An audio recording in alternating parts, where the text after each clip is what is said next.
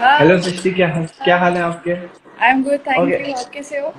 मैं बहुत बढ़िया हूँ। पहले मैं आप सब लोगों को सृष्टि जी का एक शॉर्ट एक इंट्रो दे देता हूँ। Srishti ji basically computer science engineer है और इसी के साथ साथ ही अभी रिसेंटली इनका एमबीए चल रहा है आईआईएम से। Right Srishti? Yes. Thank you okay. Shivam. Welcome welcome. और बेसिकली मैं आपको बता देता हूँ कि सृष्टि जी मेरी फ्रेंड है और हम मिले थे हरिद्वार में ही।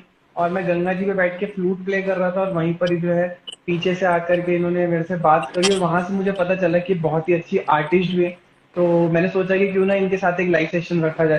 तो सृष्टि जी, सबसे पहले आप अपने बारे में बताइए कुछ।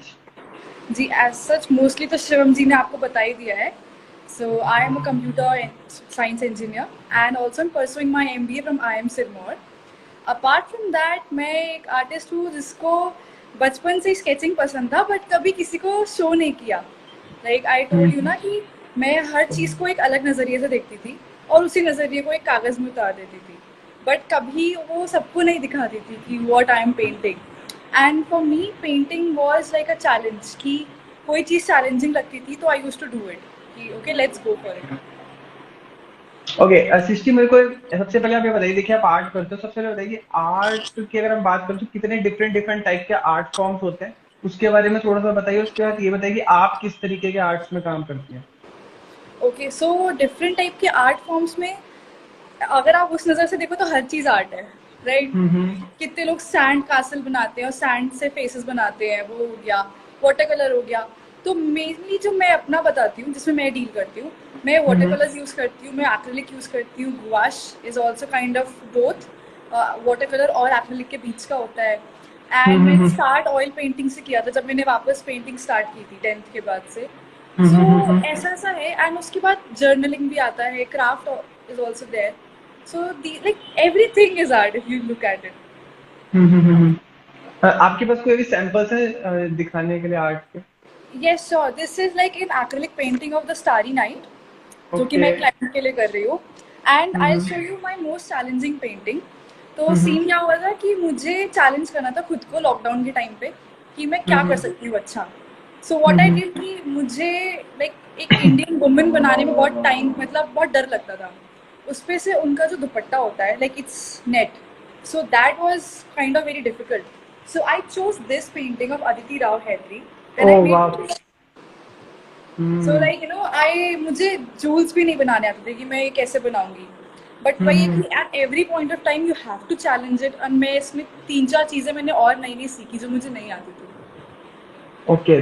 तो इसमें देखिए, मैंने ना एक चीज नोटिस करी। मैंने आपके आर्ट्स और भी बहुत सारे जब बंदों को दिखाए तो उन्होंने बोला कि उसमें ना आपका जो काफी स्ट्रॉन्ग पॉइंट जो लगा उसमें कलर कॉम्बिनेशन आप बहुत अच्छा करते हैं। और देखिए ये जो इंटरव्यू देख रहे हैं, बहुत सारे ऐसे बंदे हैं जो कि इंटीरियर डिजाइनर्स हैं, आर्किटेक्ट्स हैं और डिजाइनर्स भी हैं। तो देखिए इंटीरियर डिजाइनिंग में कलर कॉम्बिनेशन की बारी जब आती है तो अच्छे अच्छे लोग जो उनका सर घूम जाता है। तो वो जो कलर कॉम्बिनेशन का जो चीज है वो मैंने आपकी पेंटिंग के अंदर देखी है। तो कलर कॉम्बिनेशन को जब आप करते हैं तो किन किन चीजों को आप ध्यान में रखते हैं? और बेसिकली जैसे बहुत सारे लोग कलर थ्योरी और इन सब को भी स्टडी करते हैं, यस। तो क्या आपने इन सब के बारे में स्टडी करा हुआ है? और कलर कॉम्बिनेशन करते समय आप किन किन चीजों का ध्यान रखती हैं? कलर कॉम्बिनेशन थ्योरी के बारे में मैंने कभी कुछ पढ़ाई नहीं की बिकॉज आई अच्छा, थॉट कि आपने पढ़ा ही नहीं है कुछ?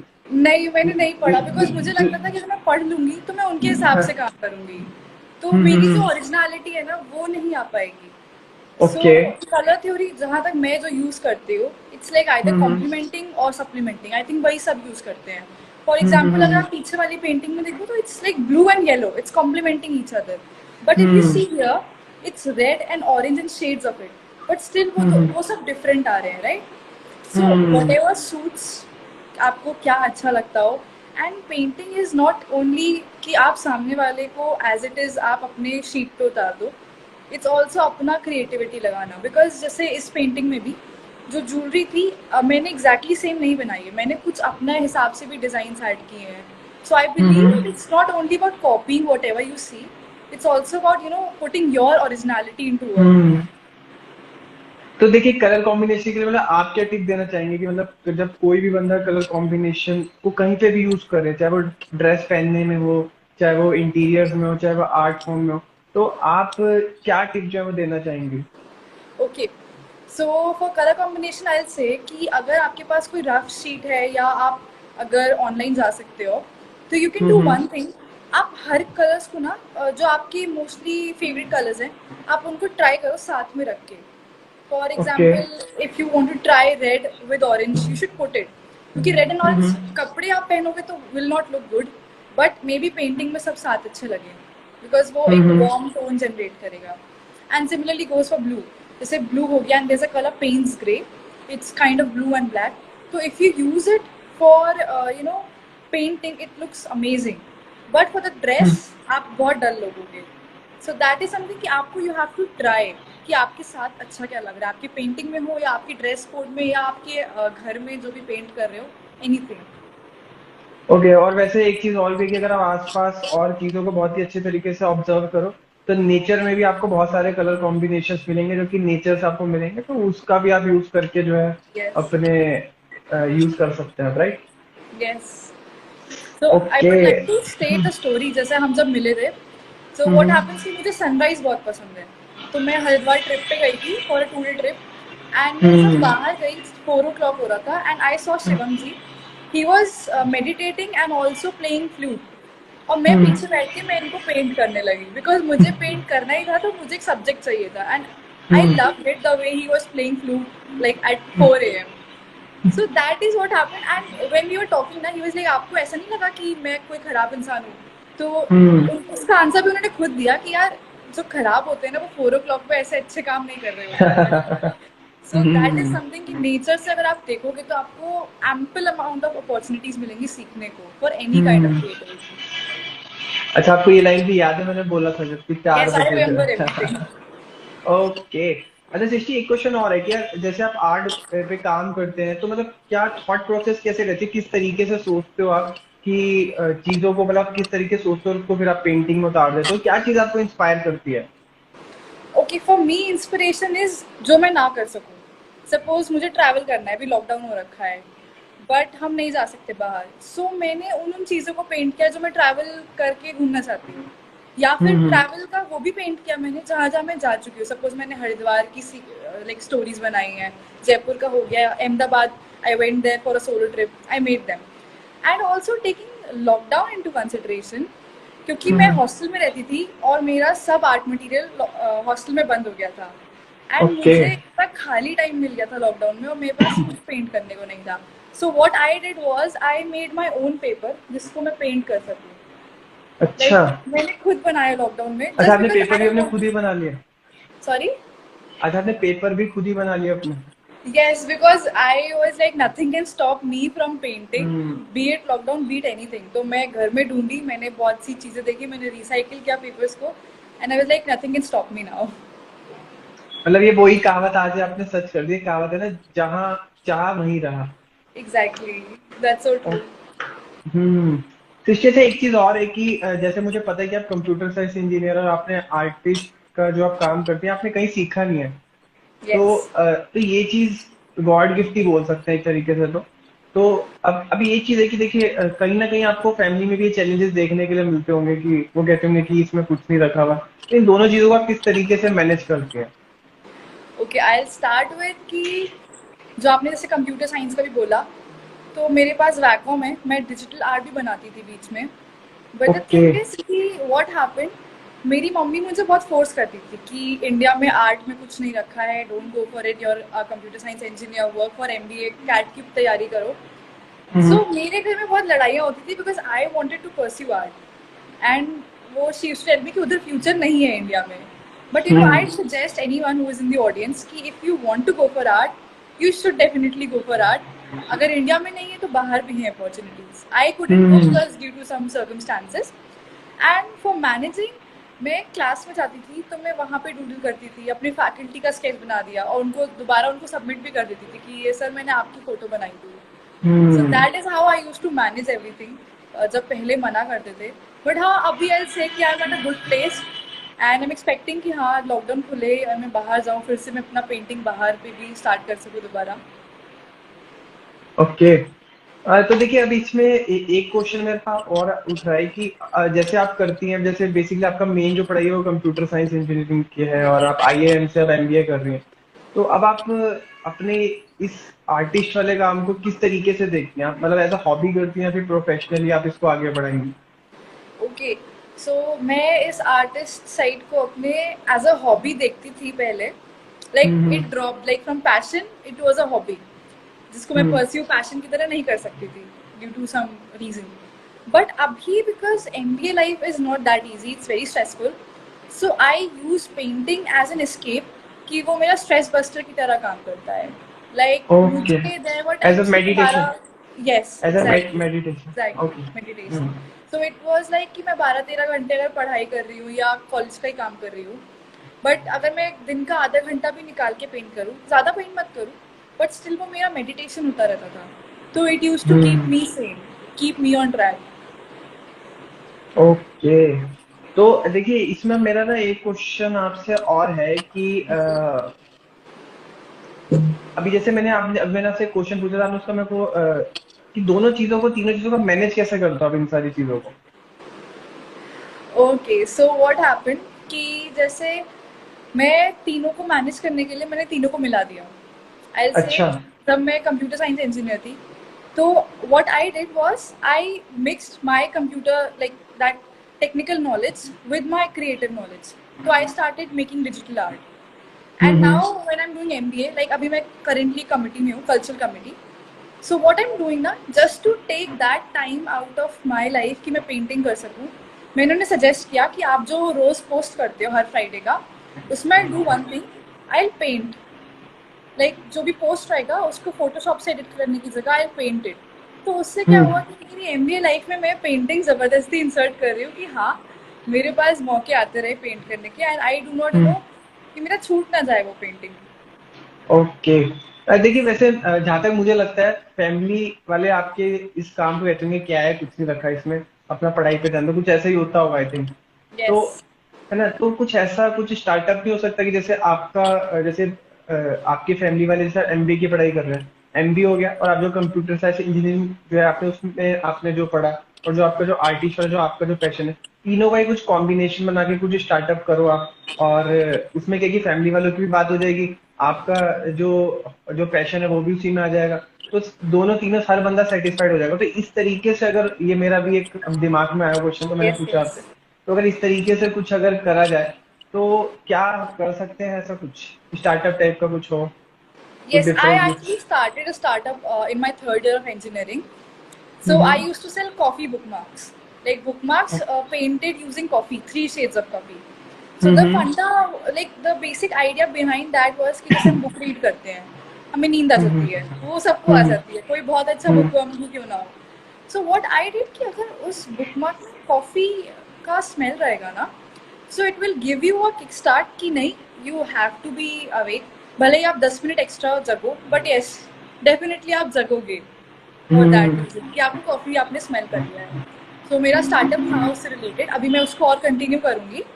And okay. रिलेटेड जो आप कह रहे थे कि कोई कोर्सेज का है, तो देर इज दिस सीड, और निफ्ट एंड आईडी के भी एग्जाम्स होते हैं, सो हम्म पीपल कैन गो फॉरवर्ड उसके लिए, एंड वो देख सकते हैं, वो एग्जाम्स दे सकते हैं, and they are not very easy exams, because वो इंडिया के टॉप क्रिएटिव क्रीम को एक्सट्रैक्ट करते हैं।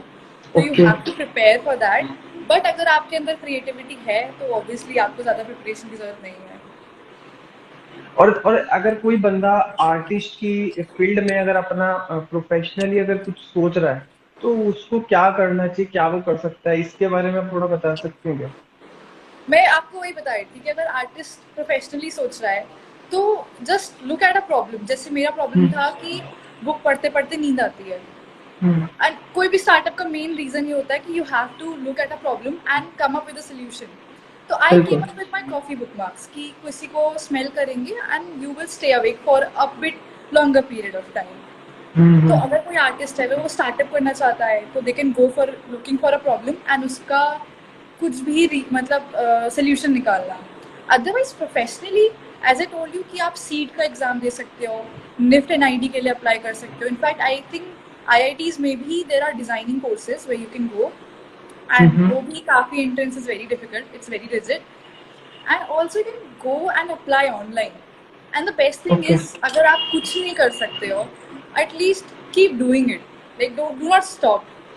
And also hmm. I am also a member of Urban Sketches Lucknow.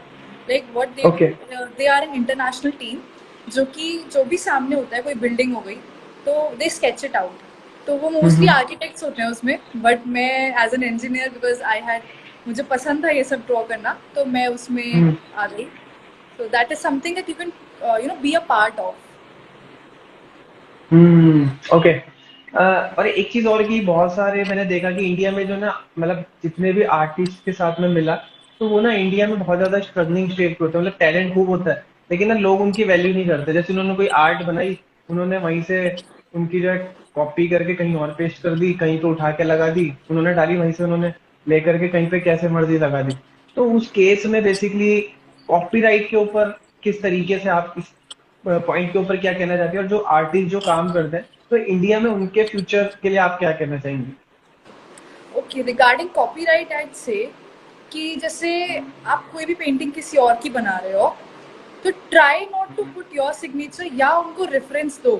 जैसे सपोज मैं पीछे जो रखी है पेंटिंग, मैं वैन गॉग की हम्म. बना रही हूँ, तो मैं इसको अपनी पेंटिंग नहीं कह सकती हूँ. दिस इज समथिंग मैंने रिक्रिएट किया है, but I haven't created it. It's not my original product, you know.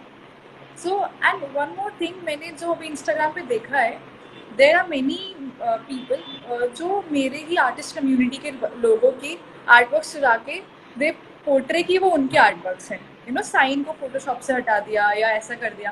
So hmm. This shouldn't be done. Like you shouldn't steal anyone's work, you no.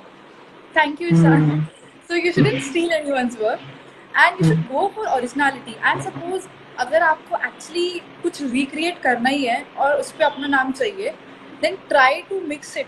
जैसे अभी आप कुछ भी, किसी भी पुराने आर्टिस्ट का कोई एम एफ हुसैन की पेंटिंग ले ली, उसके संग आप कुछ हम्म. अपना एलिमेंट लगा दो, it will work. But completely stealing it is not a good option. And going hmm. For like आप जो कह रहे थे कि career in India, yes, it's very difficult for an artist to survive here, because I'll tell you my story. What happened, my mother used to tell me कि तुम painting क्यों कर रही हो. मैं छुप छुप के करती थी. एंड जैसे सपोज ऑयल पेंटिंग में लिंसीड एंड टर्पेंटाइन यूज होता है, तो उनको मेरे टर्पेंटाइन की स्मेल आती थी बोर्ड्स एग्जाम के टाइम पे, and then I used to get scolding कि ये क्या है, हम्म. तुमने फिर पेंटिंग स्टार्ट कर दी. बट उनको चाहिए था कि मैं एमबीए करूँ.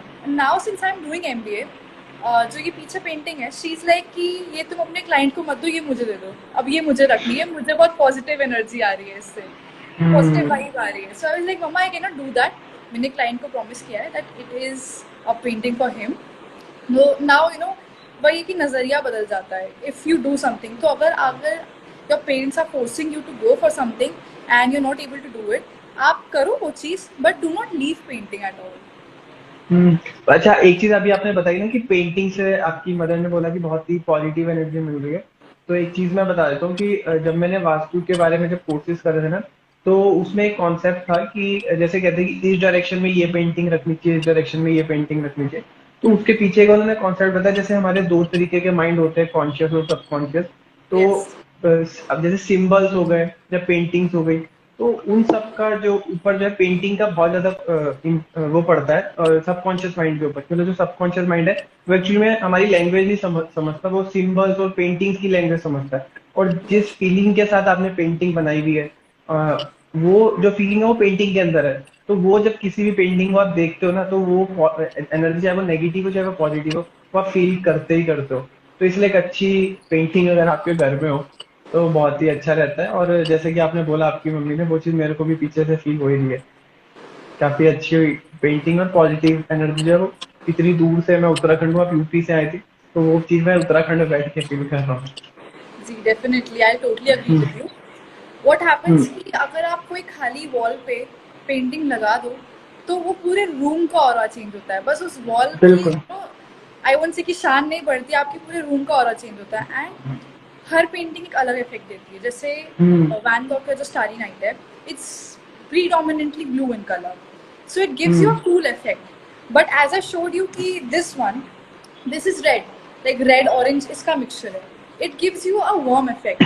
So it totally depends कि आप अपने रूम का कैसा ऑरा चाहते हो, कैसा like vibe आप चाहते हो पोर्ट्रे करना. So hmm. you can go into color theory, and then you can keep your paintings, या वैसे आप बना सकते हो या कहीं से भी परचेज कर सकते हो. And also I like to share a story.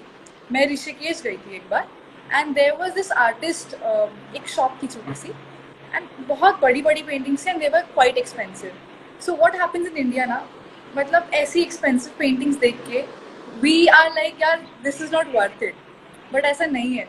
कोई नहीं जानता उस पेंटिंग के पीछे उस आर्टिस्ट ने कितना काम किया है.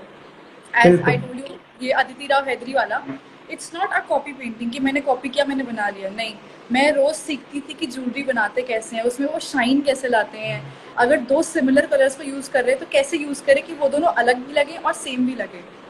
सो that is something what I did. And you know Rishikesh में जब मैं गई तो I wanted to contribute my on my behalf कि मैं उस आर्टिस्ट कम्युनिटी को दे सकूँ कुछ. अब मैं पेंटिंग्स तो नहीं परचेज कर सकती थी because they were really expensive.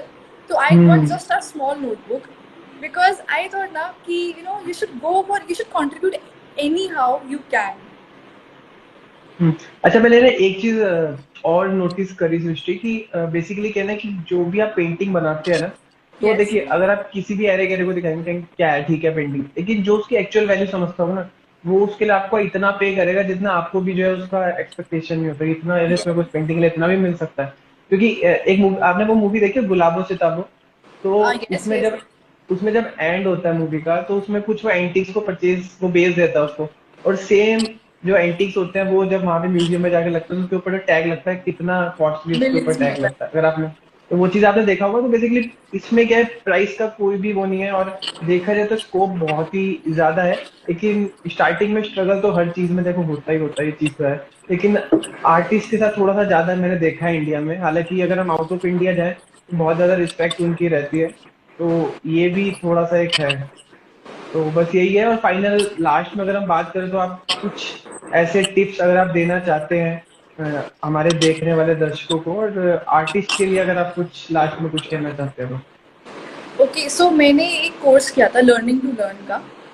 सो उसमें फर्स्ट क्लास में एक चीज़ बताती है. If you have heard of Salvador Dali, he was an amazing like famous painter. वो पता है क्या करते थे, he use to try to fall asleep और वो अपने हाथ में कुछ मेटल बॉल रखते थे और वो काफ़ी डीप मेडिटेशन में चले जाते थे आइडियाज़ के लिए. एंड जैसे उनको जैसी नींद आने वाली होती थी तो वो अपने हाथ से, उनके हाथ से बॉल गिर जाती थी एग्जैक्टली जैसी नींद. सागनिक जी ने सॉरी. बिल्कुल सही बात कही है. नीचे सागनिक जी ने एक लाइन कही है, बहुत सही कही है, जिनको आर्ट समझ नहीं आती उनके लिए पिकासो भी सस्ता है. That's so true. Picasso. So I continue. So what happens ना, श्योर. कि वो अपने हाथ से वो मेटल बॉल गिर जाता था जैसे ही उनको नींद आती थी. एंड मेटल बॉल की आवाज़ से ना वो उठते ही अपने आइडियाज़ नोट डाउन करते थे. एंड ये हम्म. मुझे पहले नहीं पता था क्योंकि ये मेरे संग पहले अपने आप होता था. मैं जब सोने जाती हूँ ना, मुझे तभी बहुत स्ट्राइकिंग आइडियाज़ आते हैं कि I have to do this. और कभी कभी मैं भाग के नोट डाउन करती हूँ या फ़ोन पे नोट कर लिया. जब जब नहीं किया आइड से कि मैंने बहुत अच्छे आइडियाज़ मिस कर दिए क्योंकि मुझे बाद में नहीं याद रहता है वो. सो I'd say कि carry a notebook and jot down your ideas, या आप ऐसा कुछ जो आप कभी पेंट करना चाहते हो. जैसे सपोज मेरा था कि मुझे घूम ट्रैवल करके पेंट करना है तो वो हो नहीं पाता था. But when I started, yes Rohan, so when I started painting and travel करके साथ में, तो वो मेरा एक dream project side by side complete होता गया. You know, so it's not कि मैं कोई एक्स्ट्रा एफर्ट लगा रही हूँ. So you have to note down कि आपको क्या क्या करना है. And for motivation, you always have motivation, look around you.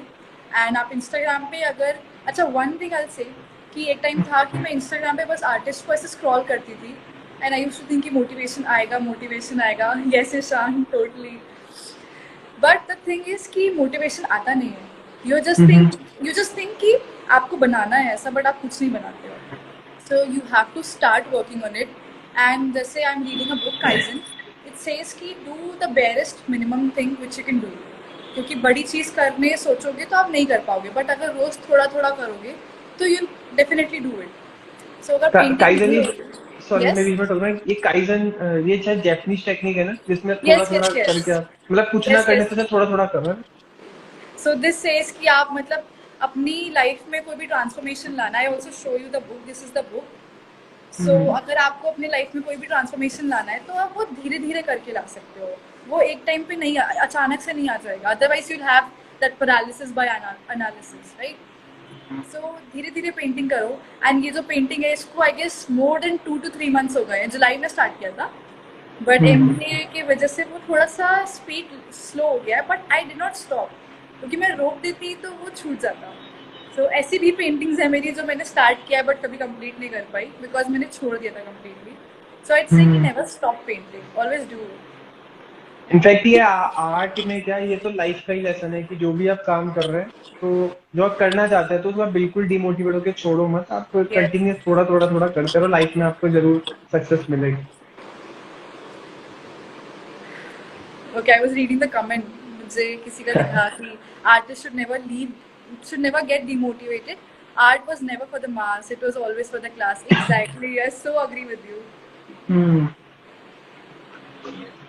और मैंने एक चीज और देखी है कि मतलब ज्यादातर मेरे काफी सारे फ्रेंड्स हैं उसमें ना, मैंने देखा अगर हम जाए ना, हम बंगाल की तरफ जाए तो वहां पे बहुत ही ज्यादा अच्छे और बहुत ही ज्यादा जो आर्टिस्ट की जो लाइन की जो ज्यादा जो वैल्यू करते हैं वो बंगाल में और कल कोलकाता में इस साइड थोड़ा सा ज्यादा मिलता है ना। मैंने ये चीज देखा थोड़ा सा। Yes yes. The thing is कि जहाँ पे जिस चीज की वैल्यू होगी वही वहाँ पे मतलब बढ़ेगी। तो हम्म मे बी वेस्ट बंगाल में वो काफ़ी ज़्यादा वैल्यू करते हो। जैसे अगर आप कोई हम्म ट्राइबल एरिया में भी जाओ तो सबकी ट्राइबल पेंटिंग्स भी होती हैं, मध्य प्रदेश की भी अलग है। Hmm and I don't remember, Warli करके भी there is an art, I don't know Madhya Pradesh का है या महाराष्ट्र का है, I am not hmm sure. But ऐसे कर करके ना राजस्थान का अलग है, गुजरात का अलग है। बट क्योंकि अब ऐसा टाइम आ रहा है कि एवरीथिंग इज मतलब एक्सटिंक्ट होते जा रहा है, and that's why hmm. Government भी कोशिश कर रही है कि हाँ ऐसी चीज़ों को प्रिजर्व कर सके। बट हाँ, as as an individual, as a citizen, वो हमारी भी रिस्पॉन्सिबिलिटी है कि हम ऐसी अपने मुझे रोहन जी ने इतने। बता दिया महाराष्ट्र का है। सॉरी। नीचे कमेंट आया था, रोहन जी ने बता दिया, आप कंफ्यूज थे ना, उन्होंने बता दिया महाराष्ट्र का आर्ट है। Okay, yes. So what I was saying कि it's our responsibility to let that piece of art thriving. वो हमारी है ये हम्म रिस्पॉन्सिबिलिटी कि हम उसको चलने दें, हम्म बिकॉज एक पॉइंट ऑफ टाइम पे अगर वो खत्म हो गया तो एक बहुत रिच हेरिटेज हमारे कल्चर का रह जाएगा जो बाकी आने वाली जनरेशन नहीं देख पाएंगी। हम्म। अच्छा, और एक चीज और है पता है, अगर आजकल के जो यंग जनरेशन के जितने भी इंटीरियर डिजाइनर्स है ना, अगर वो अपनी यस। डिजाइनिंग में वो कंपलसरी रख दे कि हमें आर्ट को ऐड करना ही करना है, और आर्ट बेसिकली हैंडमेड आर्ट को ऐड करना है, तो इससे भी मेरे हिसाब से जितने आर्टिस्ट हैं उनको और ज्यादा मोटिवेशन मिलेगा और बढ़ावा मिलेगा। तो इसके बारे में आप क्या सोचते हैं? Okay, so this will be a shock to you, because जब मैं क्लास 7 में थी एंड मेरे कॉलेज मतलब मेरे स्कूल में art was a compulsory subject, I use to hate art classes. I use to hate it. Why? Because जो हम्म। टीचर थी ना, वो जबरदस्ती बनवाती थी। She use to okay. Punish जो अपनी आर्ट बुक नहीं लेके आते थे। सो अगर कोई हम्म चीज को आप एज अ पनिशमेंट मतलब देखोगे, एज अ कंपलसरी देखोगे तो नहीं अच्छा लगेगा। मे बी ऑडियंस में कोई ऐसा होगा जिसको स्पोर्ट्स बहुत पसंद होगा, उन्हें आर्ट नहीं पसंद होगा। एंड मैं आर्टिस्ट हूँ, मुझे भी आर्ट क्लासेस नहीं पसंद थे, क्योंकि मुझे लगता था कि मेरी ओरिजिनलिटी से कोई इंटरफेयर कर रहा है एंड मैं वो नहीं कर सकती। हम्म। So exactly. कंपलसरी बनाना उन बच्चों के लिए जिनको इंटरेस्ट है, ताकि उन्हें फैमिली से भले सपोर्ट ना मिले, बट हर हर इंटरेस्ट का अलग अलग क्लब बन जाए अगर स्कूल में ही, स्कूल लेवल से ही, ताकि वो और हम्म ग्रो कर सके उन इंटरेस्ट में, तो that would be amazing. Hmm. Okay, तो सृष्टि जी आई थिंक आप हमने शायद सारे क्वेश्चंस कवर कर दिए, कुछ रह गया हो तो आप मेरे को बता सकते हो। वैसे मेरे हिसाब से जो क्वेश्चंस हमने नो नो नो। अ, लिखे हुए थे वो ऑलमोस्ट कवर कर ही लिए हैं। तो कोई आज के ऑडियंस में सेशन, पूछना चाहे तो दे हाँ, आर ओपन टू। ऑडियंस में किसी को भी आर्ट से रिलेटेड या फिर आर्ट के अराउंड जो भी क्वेश्चन पूछे आप पूछ सकते हैं। 5 मिनट्स रखते हैं, तो ओके, पूछ लीजिए फटाफट, फिर वरना फिर सेशन को एंड कर देंगे। आई डोंट थिंक सो कि कोई है अभी, क्योंकि अभी तक आधे आई थिंक बचे नहीं, क्योंकि आई थिंक हमने काफी सारे क्वेश्चन खुद ही हमने आपस में बात कवर करके कर उसको लिए। हमने अब इनके यस। लिए क्वेश्चन ढूंढना बहुत ही ज्यादा मुश्किल हो जाएगा, और क्या और कहाँ से नए अच्छा, I'd क्वेश्चन like to ढूंढेंगे। thank everyone who came here. Like, thank you so much for coming here. और Oh, Vastu Vastu printing. And painting are related to set. Thank you, Ishan. Shivam ji, would you like to continue Aditya's answer, the question? हाँ, sure sure sure sure sure. Aditya ji का question, I think मैंने इसका जो answer है मैंने दिया था कि वास्तु और पेंटिंग किस तरीके से रिलेटेड है। क्योंकि हमारे ना कई बार हमारे जो डिसीजंस होते हैं, आपने देखा होगा कि हम जो भी डिसीजन लेते हैं वो हम सबकॉन्शियस माइंड से लेते हैं, काफी सारे डिसीजन। और सबकॉन्शियस माइंड के ऊपर जो इम्पैक्ट पड़ता है वो सिंबल्स और पेंटिंग्स का बहुत ज्यादा इम्पैक्ट पड़ता है। इसलिए बोलते हैं कि वास्तु के हिसाब से आपको घरों में ना कोई भी लड़ाई झगड़े वाली या फिर कोई भी ऐसा जानवर जो कि बहुत ही ज्यादा खूंखार टाइप का हो, चीता या फिर ऐसे बहुत डरावना टाइप का, तो इस तरीके की पेंटिंग्स हमें यूज नहीं करनी चाहिए, क्योंकि उसका हमारे सबकॉन्शियस माइंड के ऊपर जो है वो डायरेक्टली इम्पैक्ट पड़ता है। और बच्चे जो है वो डरपोक हो जाते हैं अगर इस तरीके की चीजें देखते हैं। तो कहने का मतलब है कि पेंटिंग का बहुत ही ज्यादा इम्पैक्ट पड़ता है हमारे सबकॉन्शियस माइंड के ऊपर। इसलिए बोला जाता है कि वास्तु शास्त्र की आपको अच्छी पेंटिंग, जैसे कि बुद्धा की या फिर कोई एक ग्रीनरी का एक माहौल सा बना हो, तो इस तरीके की अच्छी अच्छी पेंटिंग्स को जो है आपको अपने घरों में लगाना चाहिए। तो ये जो है दोनों में रिलेशन है, पेंटिंग और vastu. I hope Aditya he answered your question. तो आप सब लोगों ने हमें ज्वाइन किया है और उसके लिए बहुत बहुत धन्यवाद। और सृष्टि जी आपका भी बहुत बहुत धन्यवाद, आपने बहुत सारी नॉलेज जो है हमारे जितने भी फॉलोअर्स हैं और जितने भी सब्सक्राइबर्स हैं उनको दी है। तो इसके लिए मैं आपका भी थैंक यू करता हूँ कि आपने मेरे साथ ज्वाइन होकर के इतनी सारी इंफॉर्मेशन हम सबके साथ जो है शेयर करी। Okay, thank you Shivam for hosting me here. Okay okay, thank Okay, you Srishti, okay bye bye. bye thank you. everyone. जय हिंद, वंदे मातरम।